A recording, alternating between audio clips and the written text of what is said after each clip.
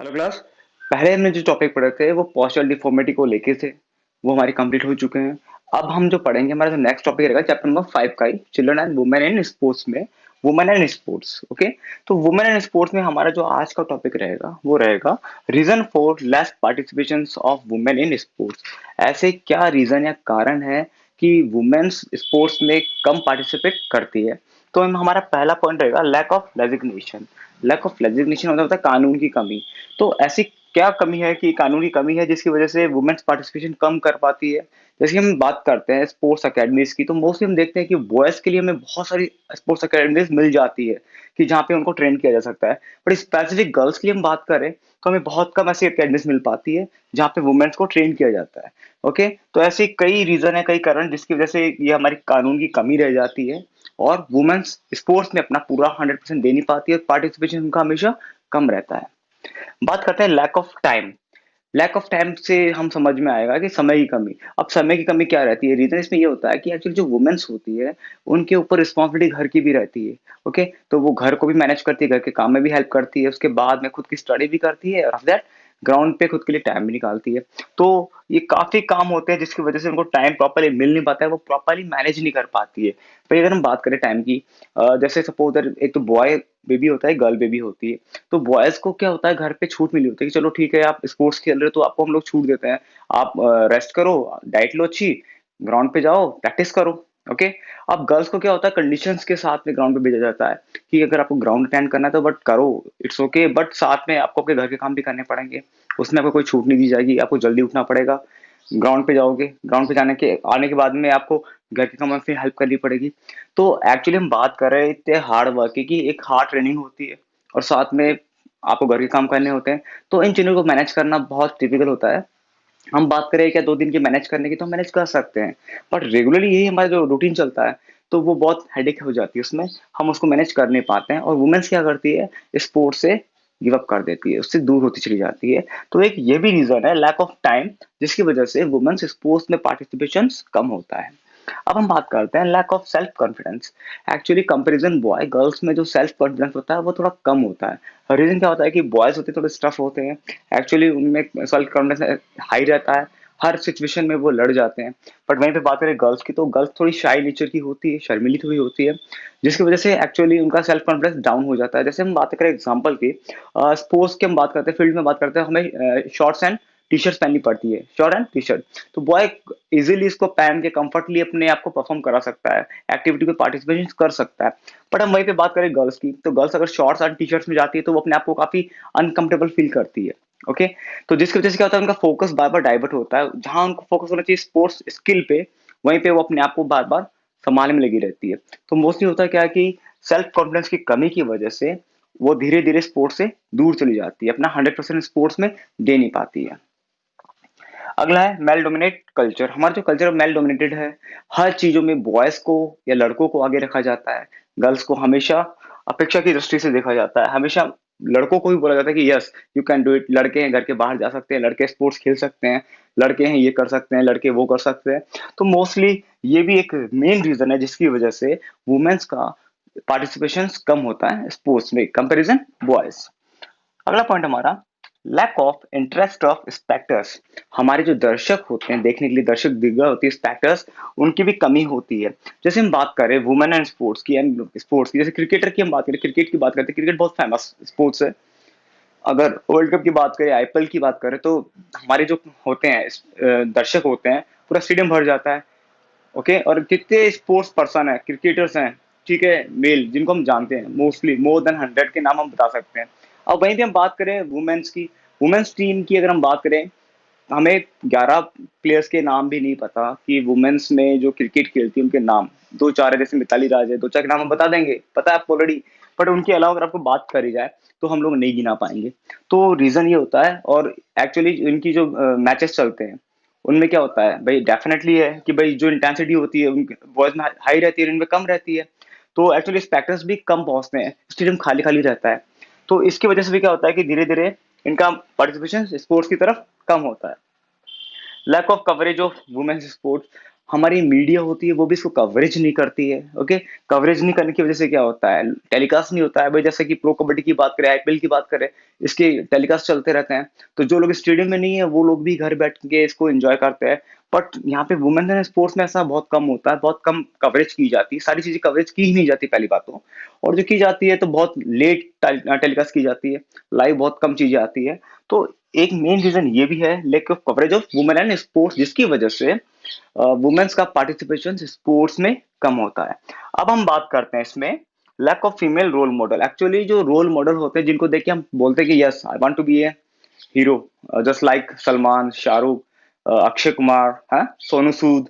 तो डेफिनेटली ये भी एक मेन चीज होती है जिसको हम लोग कवर करते हैं कि वुमेन्स में स्पोर्ट्स के ऐसे मेन रोल मॉडल है बहुत कम है, और मेल में बहुत ज्यादा है। तो इसकी वजह से भी वुमेन्स का स्पोर्ट्स में पार्टिसिपेशन कम होता है। घर वाले बोलते भाई आप क्या करोगे स्पोर्ट्स में जाके, आप कौन सा तीर मार लोगे, कौन सा किला फतेह कर लोगे, क्या कर लिया है लड़कियों ने खेल के। तो वहीं पे अगर आपके पास रोल मॉडल होते तो आप बोल सकते यस मैं इनके जैसे बनूंगी, इन्होंने भी किया है, जैसे मैरी कॉम हो गई, है रोल मॉडल लेकिन कम है, कंपैरिजन हुआ है। तो ये एक मेन रीजन है जिसकी वजह से वुमेन्स का पार्टिसिपेशन कम होता है। बात करते हैं lack of fitness wellness and movement. Actually women's का एक्चुअली जो फिटनेस होती है और वेलनेस होती है, स्वस्थ रहना, हेल्दी रहना एंड फिट रहना, एंड मूवमेंट जो बॉडी मूवमेंट्स होते हैं वो कंपैरिजन बॉय के गर्ल्स के कम होते हैं, जिसकी वजह से इनका स्पोर्ट्स में पार्टिसिपेशन धीरे धीरे कम होते जाता है। अब हम बात करते हैं अगला, lack of awareness among women. Women's में अवेयरनेस बहुत कम होती है एक्चुअली, वो तो पैसिव होते हैं इस चीजों को लेके, अवेयरनेस उनकी बहुत कम होती है, जिसकी वजह से वो धीरे धीरे पिछड़ते जाते हैं। Less number of women coaches, और सबसे मेन रीजन एक और आता है, less number of women coaches. Actually women जो कोचेस होते हैं वो क्या करते हैं, वुमेन्स को अच्छी तरह से स्टडी करते जानते हैं। अब वुमेन्स की जो प्रॉब्लम्स आती है, जैसे कि अपने पीरियड्स टाइम आते हैं, तो काफी चीजें होती है जो वुमेन ही वुमेन की प्रॉब्लम को समझ सकती है और शेयर कर सकते हैं। अब वहीं पे अगर हम बात करें मेल कोच होगा तो वो उस चीज को प्रॉब्लम प्रॉपरली समझ नहीं पाएगा और हैंडल कर नहीं पाएगा, और लड़कियां मेल कोच के सामने अपनी बातें खुल के रख भी नहीं पाती है, जिसकी वजह से भी क्या होता है, धीरे धीरे वुमेन्स का पार्टिसिपेशन कम होते जाता है।